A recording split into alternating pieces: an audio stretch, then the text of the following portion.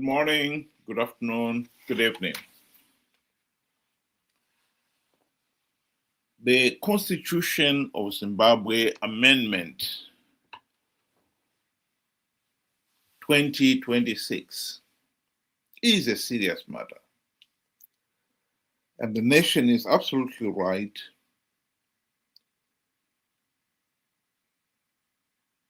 to focus on it and to be seriously debating it.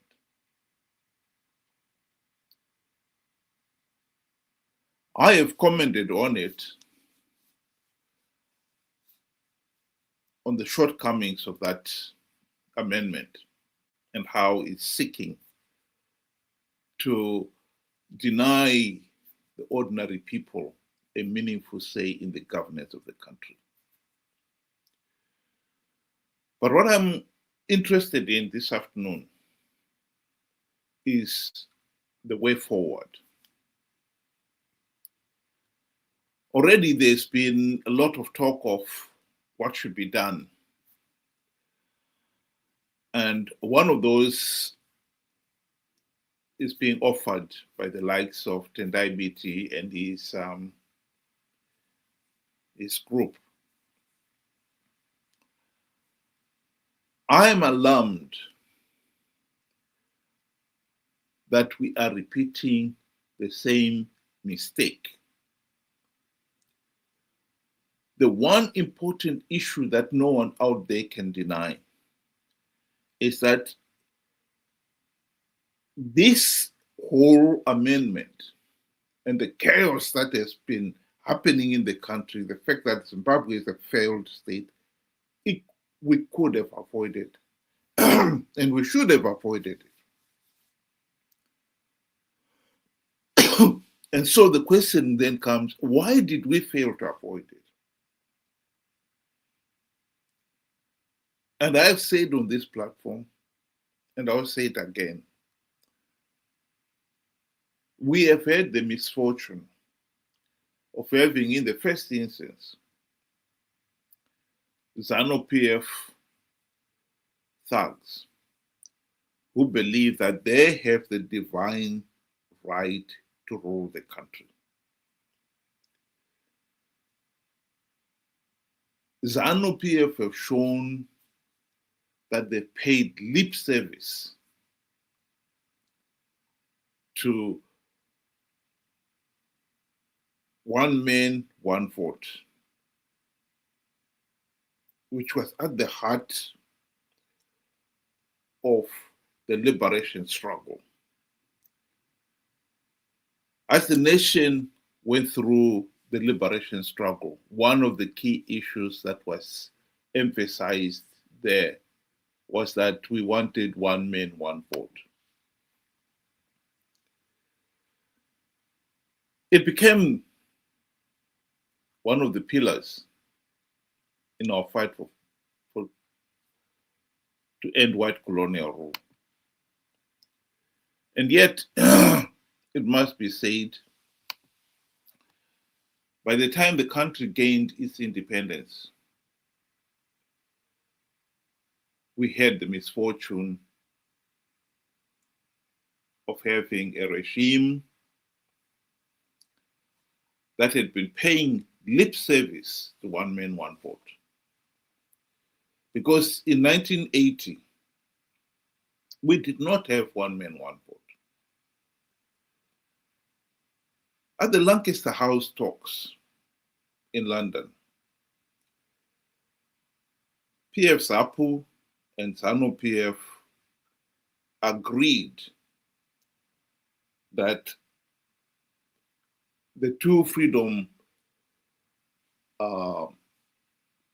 parties with freedom fighters in the field would withdraw their freedom fighters to designated assembly points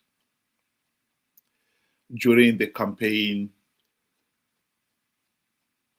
for the elections of the upcoming government. ZANU-PF agreed to that, signed on the dotted lines. But by the time they returned back home,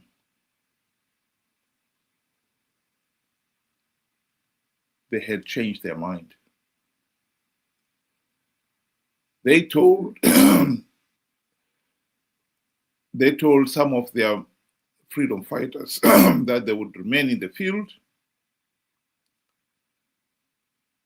And not only that, that they will be campaigning, telling the people that if ZANU-PF does not win the elections, the Bush War would continue.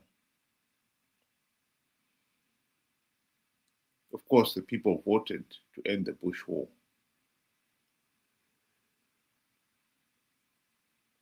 And so, one man, one vote, chucked straight out of the window. Zimbabwe has been a failed state because we have failed to hold free, fair, and credible elections. For 46 years and counting.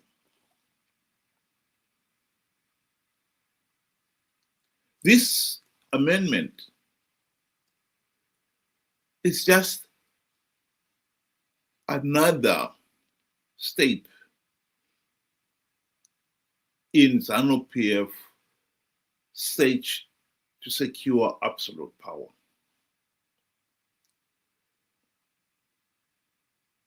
Three years after the 1980 elections, ZANU-PF launched into the Kukurahundi.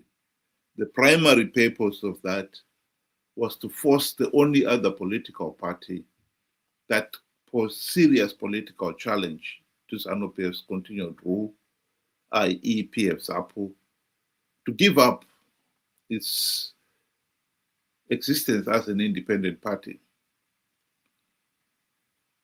and join ZANU-PF. The party was finally forced to do just that in 1987 when they signed the Unity Accord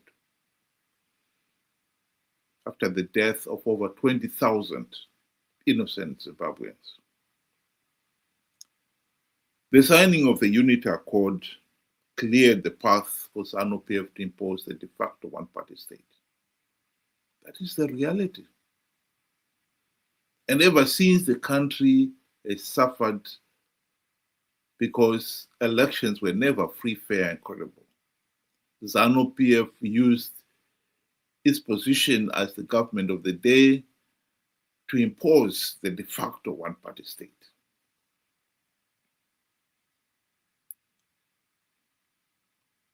One of the most disheartening instances in Zimbabwe's political history was how in 2008, ZANU-PF was pressured by SADC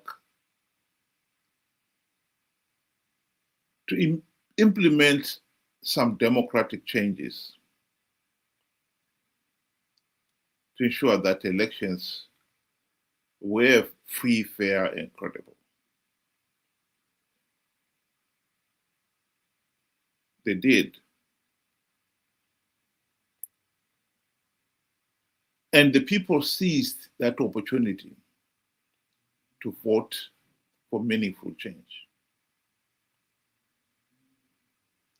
But when the regime, ZANU-PF, realized that they were losing the 2008 elections, they stepped in, took over from announcing the results, and reimposed the de facto one-party state. Here is an analysis of what actually happened in 2008. I also know that Mugabe conceded defeat on 2008. He phoned Mbeki and Obasanjo to concede defeat. I hope that Thabo Mbeki and Obasanjo will one day make that public. But one of them, I won't say which one, told me that Mugabe phoned them that Saturday night and said, look, I lost the election and I concede defeat. and I know that Mugabe stuck to his guns, was prepared to go. His wife was since bags packed to go somewhere on the following day, when Mnangagwa and Chiwenga approached him and said, "You stay where you are." And then they contrived the runoff, sadly with the help of South Africa. And runoff took place, very violent. 360 people were killed. The South African, I came here as part of a delegation to Cape Town to see members of the ANC. I don't want to mention names, they're my friends. I saw them, and through them, a cabinet committee subcommittee of South African cabinet was set up on the Zimbabwe issue. It was on the basis of that cabinet committee that South Africa did not recognize the runoff. And indeed, it was the basis of that committee that Thabo sent the generals to South Africa, to Zimbabwe. I met them, and I was one of the few to have read the report, because I was flying to Joburg in the company of General Romano, who was a friend. He passed away, no? That's why, yeah. And I also took people who had lost their hands in the violence to the South African embassy in Harare. And Romano broke down in tears. How can a liberation movement treat these people like that? He was a broken man. So there's no doubt at all here in South Africa as to the brutality of the regime in Harare. So it amazes me, it angers me, in fact, when I hear the nonsense coming out of people like Mbalula's mouth. They know it.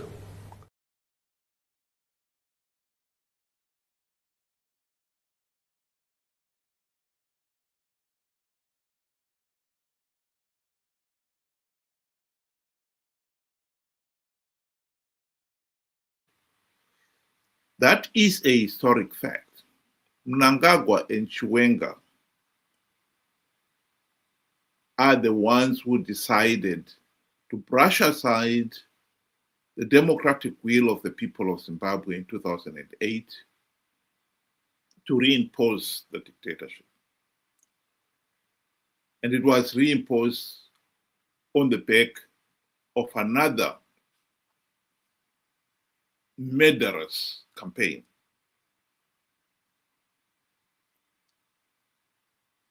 Zimbabwe is a de facto one-party state and has been drifting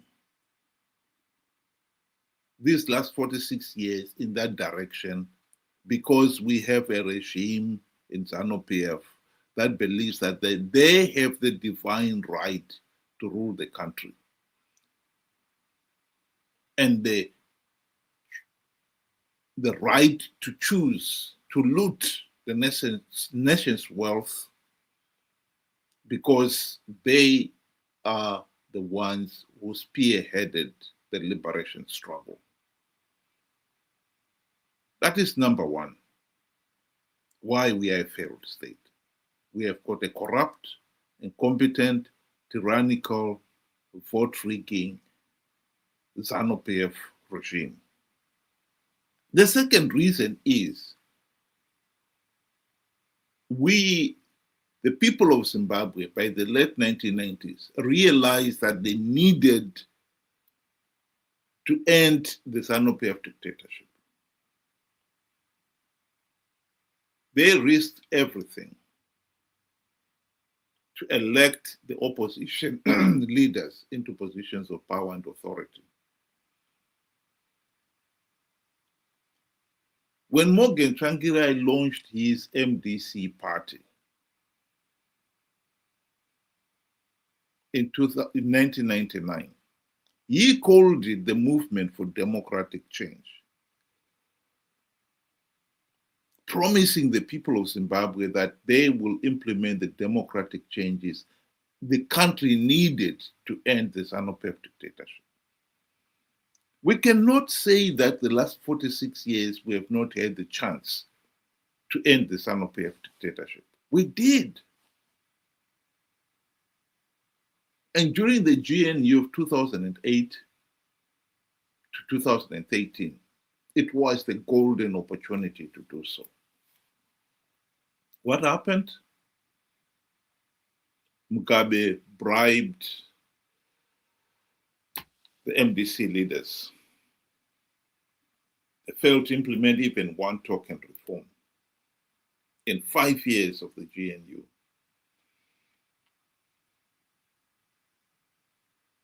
At the time when ZANU-PF cronies were asked, why are MDC leaders not implementing the reforms? Their reply was very simple and very categoric. MDC they will not rock the boat. They are now part of the ZANU-PF.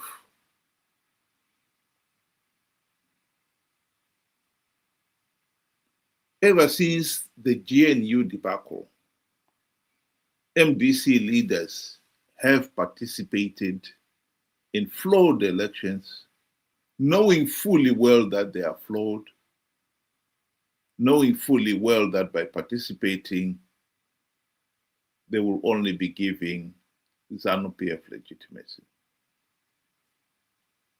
This is a historic fact.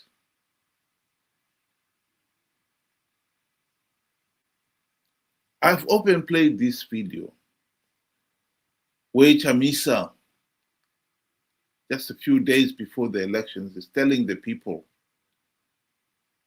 that MDC Triple C was going to win the 2023 elections.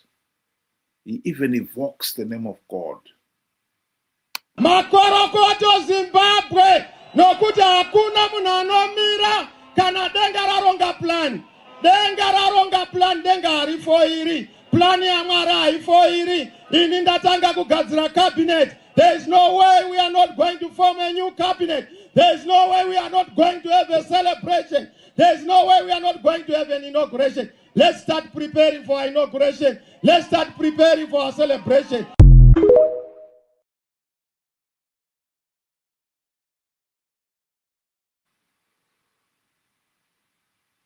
Chamisa lied. He knew that without any reforms, the ZANU-PF was going to rig the 2023 elections. He also knew that by participating in those flawed elections,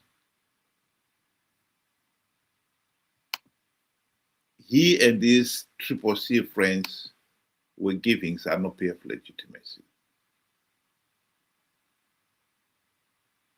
So these are the two main components why in Zimbabwe we are a failed state.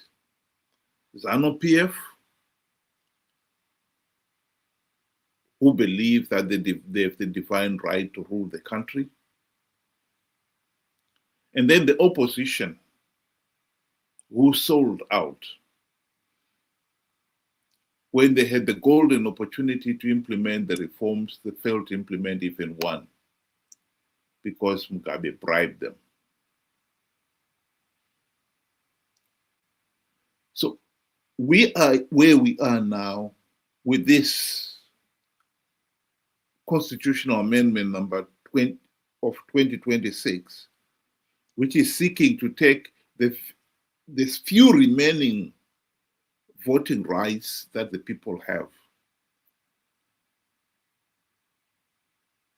because of those two main components. It is therefore shocking that we should be thinking of the way forward and entrusting the same individuals who landed us into this mess to chart the way forward. Here is what Tendai Biti was saying at the in response to the amendment bill in question. We, as the Constitutional Defenders Forum, note with grave concern the formal introduction of a raft of proposed constitutional amendments presented to the first cabinet sitting of the year on the 10th of February 2026. What was previously dismissed as speculation is now regrettably the official position of the government of the day. In our view, the proposed amendments cause an existential threat to the existence of Zimbabwe as a nation state as we have known it for the past 45 years. The proposed amendments threaten to tear apart our beloved country into smithereens. The proposed amendments amounts to an overthrow, an illegal, unconstitutional coup d'etat on the people and constitution of Zimbabwe. Regrettably, one that is of much greater extent than the military coup that we saw and witnessed in November of 2017.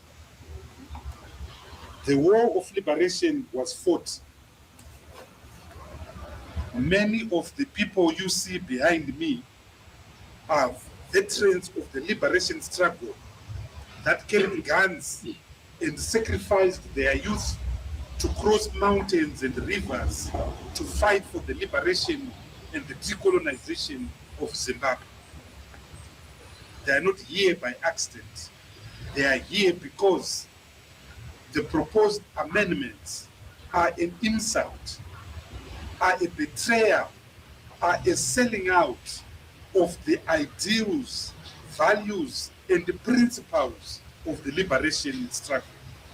One of those values and the principles was the important concept of one man, one vote, one woman, one vote, which is now being scattered and assaulted by the proposed constitutional amendments. The 2013 constitution was a negotiated, people-driven process that culminated in a constitutional referendum on the 21st of March 2013, a referendum in which 93% of the population voted, 93% of those who voted in the referendum, amounting to 3 million Zimbabweans, voted to assent to a constitution. In assenting to that constitution, the people of Zimbabwe agreed to certain basic structures, certain basic foundations, certain basic pillars of that constitution. One of the basic pillars of that constitution was the demolition of the principle and concept. I'd like to stop it there for a minute. It should be emphasized here that the likes of Tendai Biti, he was a senior MDC leader during the GNU. He was the finance minister, in fact. And one of the main reasons why Zimbabwe is facing all these problems, why we have failed to hold free, fair, and credible elections, even post the 2013 constitution, is because that constitution was weak. Whilst ZANU-PF Mugabe and these cronies spent a lot of time concentrating on making sure that that constitution was weak. The MDC leadership were busy enjoying the benefits of the gravy train, their snouts in the feeding trough, and they forgot to concentrate on what was happening. This is what enabled Mugabe and his cronies to present to the nation a feeble and weak constitution. The 2013 constitution is weak.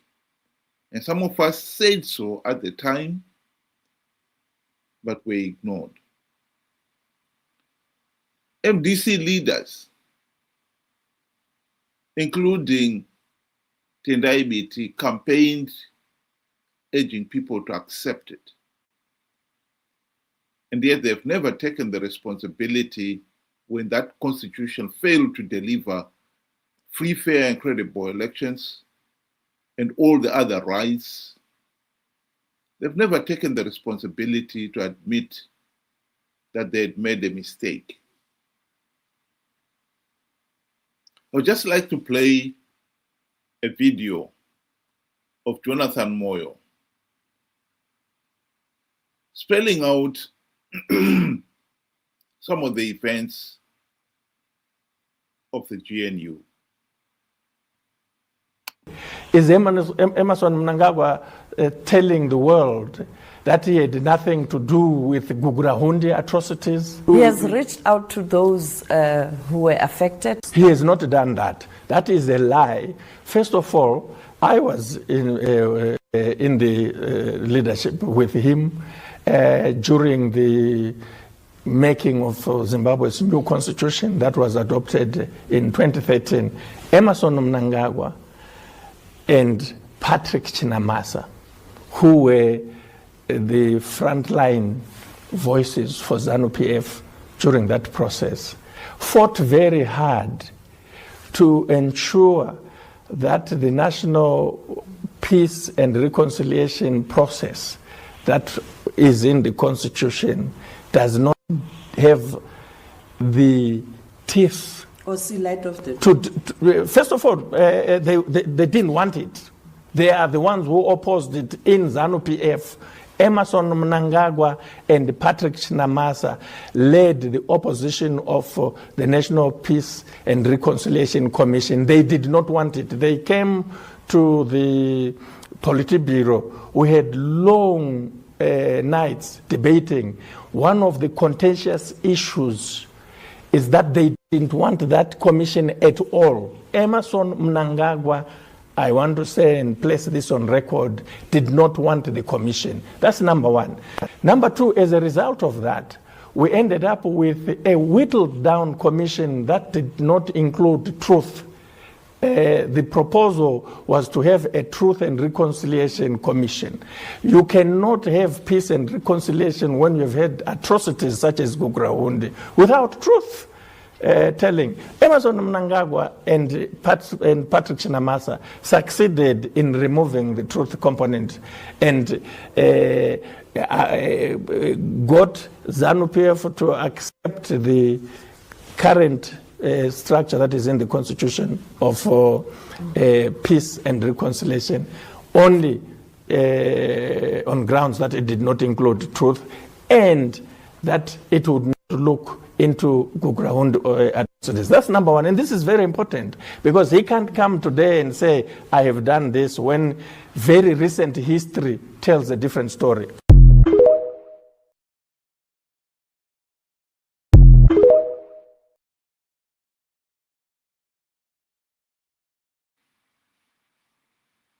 Professor Jonathan Moyo was talking specifically on one aspect of the new constitution. If the truth be told, the whole constitution was weak. And this is why we have failed to hold free, fair, and credible elections. Why basic human rights like the right to hold peaceful demonstrations have been violated, even after the passing of the 2013 Constitution.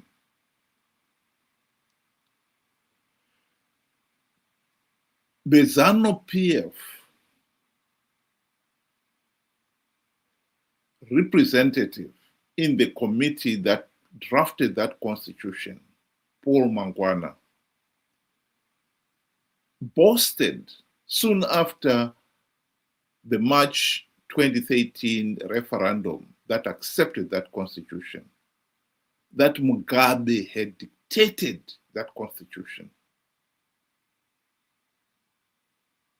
The likes of Moge Changirai wanted to claim that actually the constitution was an MDC child. But the truth of the matter is, it was not. That constitution has been weak and feeble. And this is why the country has struggled to hold free, fair, and credible elections. Because as long as the nation's constitution is weak, you can do anything. And right now, ZANU-PF is trying to do something else to that constitution. It's trying to change the procedures, the election procedures, to remove the people's right to elect the president. Because ZANU-PF has since found out that rigging constituents, parliamentary elections, is much easier than rigging the presidential ones.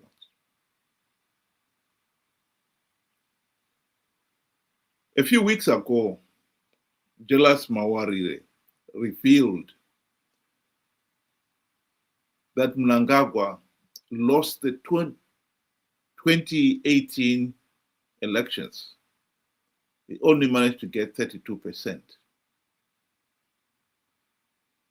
of the vote. And so the party had to find ways of getting him over the line. And one of those ways was that in those polling stations where Mnangagwa had done very well, the results of those polling stations were entered more than once. The 2018 court challenge of the presidential elections revealed that there were 16 polling stations in which there were identical votes for Mnangagwa, identical votes cast for Chamisa, identical spoiled votes, etc., etc. The only logical explanation of that would be that these were not two distinct polling stations with identical results. It was just one polling station whose results were entered twice. And one other notable feature in all these 16 polling stations was that in all of them, Mnangagwa did very well. And this is where it got really interesting. The Constitution is very clear. The electoral law is very clear.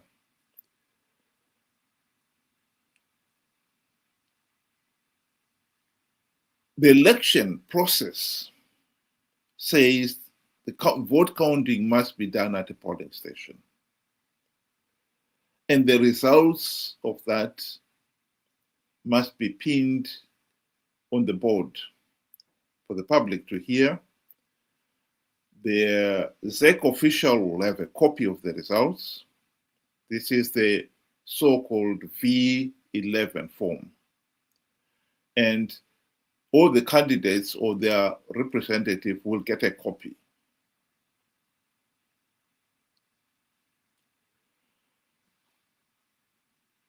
All the other relating materials relating to that election would be put in the ballot box, including the unused ballots, the counted ballots, everything will be put in the ballot box, and it will be sealed.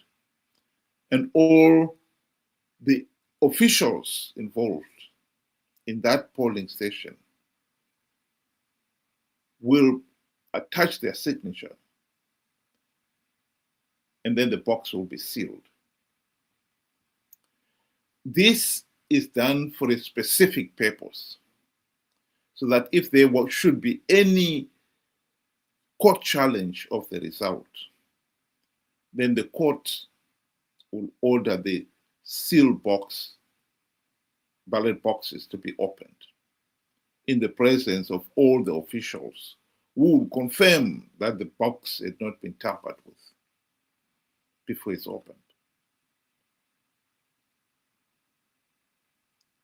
So in this case here, the minute it was flagged that there were 16 polling stations with identical results, the most logical thing to have said is, okay, let's go to those 16 polling stations.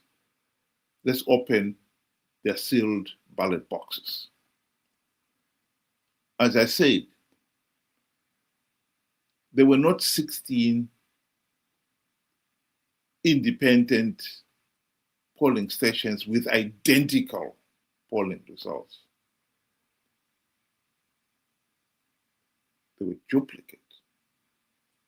It's one thing to re-enter the results of a V11 form of one polling station and enter it again. It's another thing to duplicate the ballot box for it. That was something that they just simply could not do. And everybody knew it. And you would think that Chamisa's lawyers would have taken that up and asked that the court should demand that those ballot boxes be opened. Indeed, Chief Justice Malava, who presided over the Constitutional Court, asked Chamisa's lawyers, why did you not ask to open the ballot boxes? An obvious question. And his reply was, they didn't want to open those boxes because they didn't want to drink from a poisoned well. Shocking. Here is the opposition protecting the regime.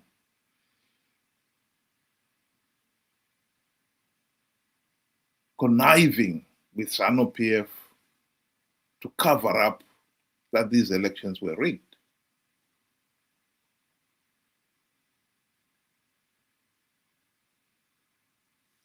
But let's continue with this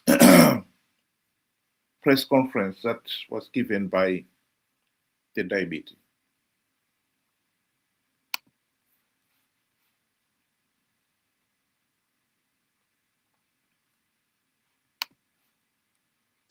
Of an imperial president. We said no to an imperial president. One of the principles and basic structures of that constitution was the principle of free, fair, and regular elections. And the constitution itself defined a basic pillar of that constitution as regular elections that ought to and that were supposed to take place within 5 years.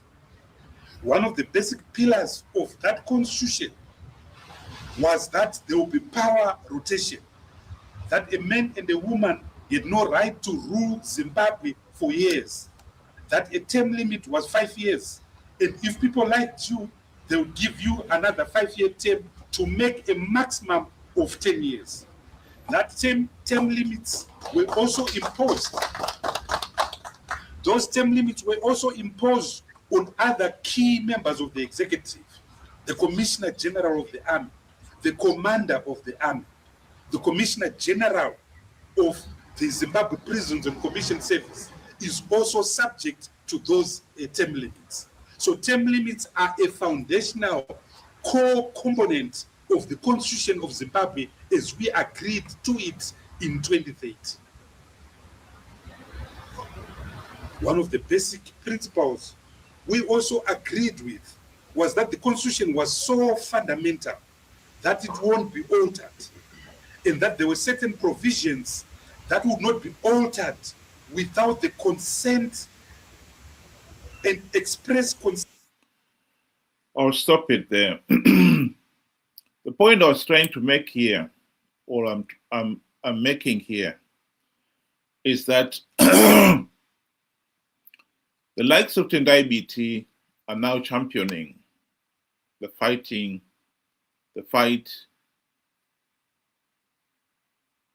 to stop this amendment going through. What he has gone on to say in this video is actually that they are going to work with ZANU-PF because there are elements in ZANU-PF who also don't want, excuse me, this amendment to go through. That is going to work with his former colleagues, Nelson Chamisa and anybody else who are interested in fighting to stop this amendment. I think many Zimbabweans out there have embraced that as maybe strategic. What I'm saying to you is that is not strategic. I have said here that we are in this mess because of ZANU-PF. Yes, there are elements in ZANU-PF who do not want this amendment to go through. And this has been discussed ever since this ED 2030 agenda started, notably Chiwenga and his supporters. I have said on this platform, and I will say it again, Chiwenga objects to Amendment 2026 because it seeks to let Mnangagwa stay in power beyond 2028. Chiwenga is not a Democrat. The video I showed you earlier on of Professor Ibo Mandaza talking about the events of 2008, it was Mnangagwa and Chiwenga who masterminded Operation Mavotera Papi. It was Chiwenga who was the army commander responsible for the military coup of 2017.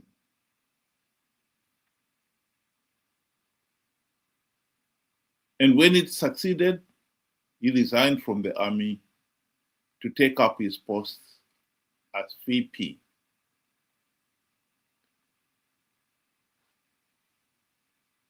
Mawarire, in a video a few weeks ago, admitted that the army was behind the rigging of the elections in 2018.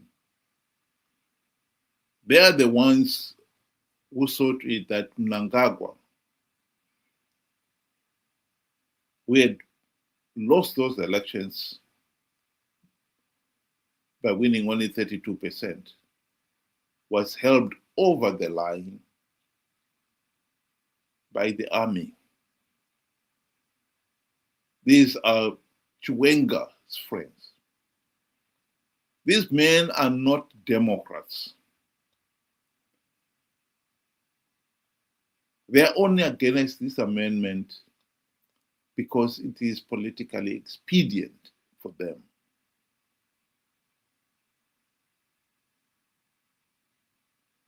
I object to people like Tendai Biti, Nelson Chamisa, and the other Triple C leaders championing this fight to stop the Amendment 2026 on the grounds that they are the ones who, when they had the golden opportunity to implement the democratic reforms, to dismantle the ZANU-PF dictatorship, sold out. They failed to implement even one token reform. If they'd done so, we would not be in this mess.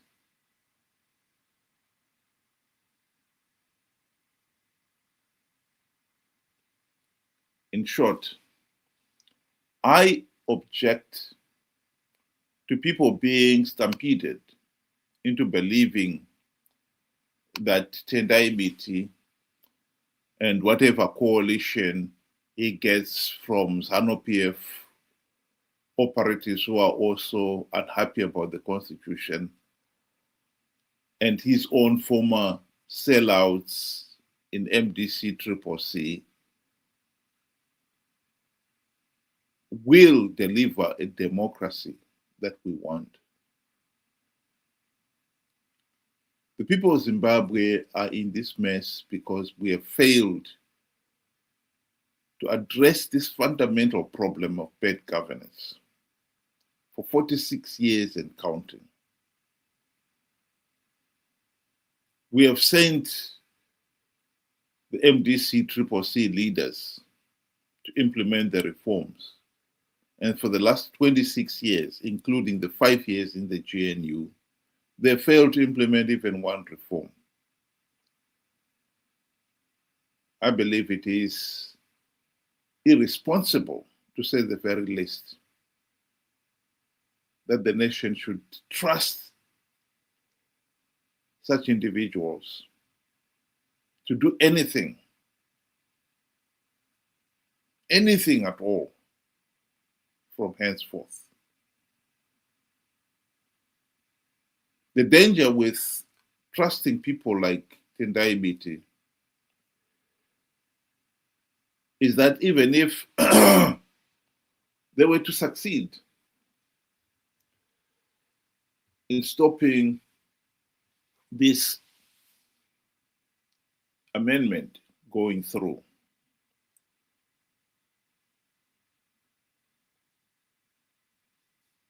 will they stop the ZANU-PF rigging the 2028 elections?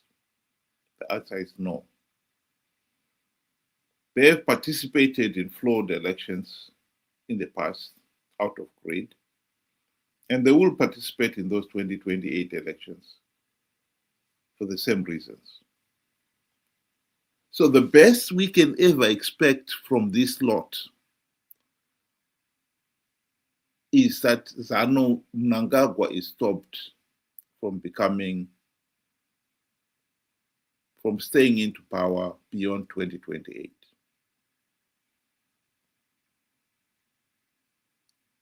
I do not see the difference between that and what happened in 2017. where we stopped Mugabe continuing as the dictator, but only to replace him with Mnangagwa.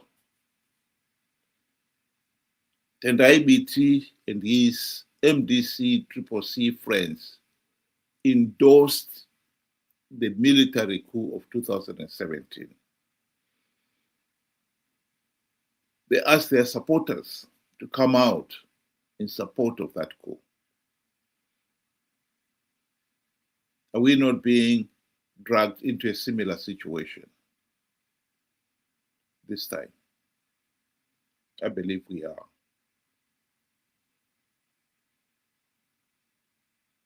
Some people have argued that stopping the amendment going through is the number one priority. I would like to state it here and now that the amendment is just one of the consequences of our failed political system. It's one of the consequences of our feeble and weak constitution. The root cause of it, the main problem, is our failure to hold free, fair, and credible elections.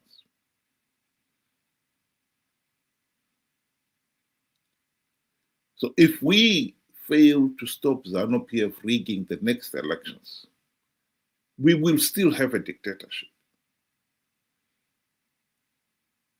albeit it will not be Mnangagwa. I refuse to accept stopping Mnangagwa as a victory. What we should be focusing on is the victory to dismantle the dictatorship itself. Even if Mnangagwa, the amendment was to go through, if we remain focused with people who are going to focus on the delivering of stopping ZANU-PF rigging elections and getting away with it,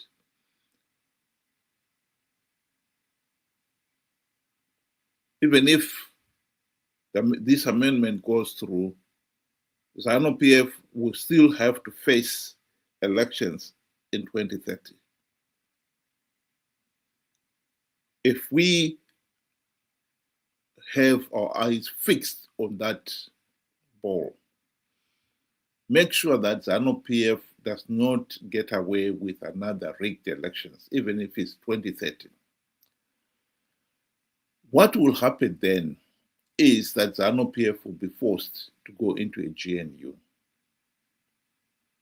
in 2030. The GNU is distinct from a ZANU-PF dictatorship. We cannot have a dictator in a GNU. And this GNU will be given the same task as the 2008 to 2013 GNU, to implement the democratic reforms and to come up with a truly democratic constitution.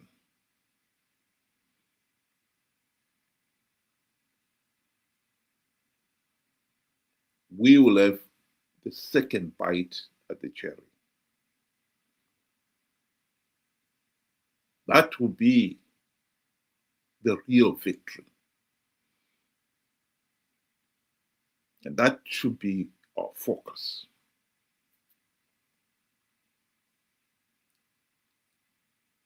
Think about it. Thank you very much. Have a good evening.